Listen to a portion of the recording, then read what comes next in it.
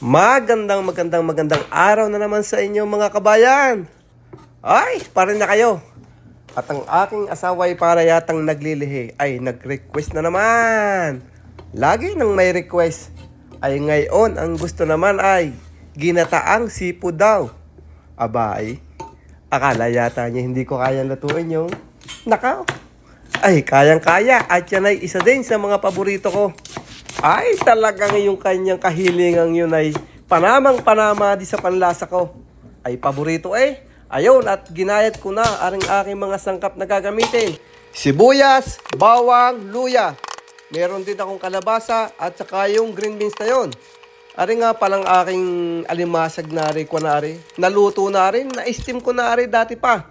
Kaya naman, kaunting lutuan na lang ay ari pihong husay na. Ayun nga lang at ako'y nakalimot mag-video. Napalagay na ang aking gata, sibuyas, bawang at luya. Nilagyan ko na rin yan ng asin at saka patis. At saka yung aking magaling na chicken powder.